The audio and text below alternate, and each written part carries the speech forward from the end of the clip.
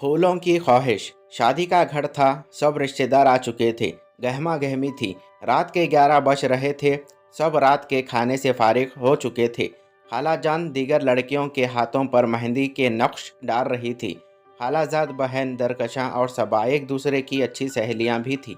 दोनों अपनी बारी के इंतज़ार में एक कोने में बैठी आपस में बातें कर रही थी।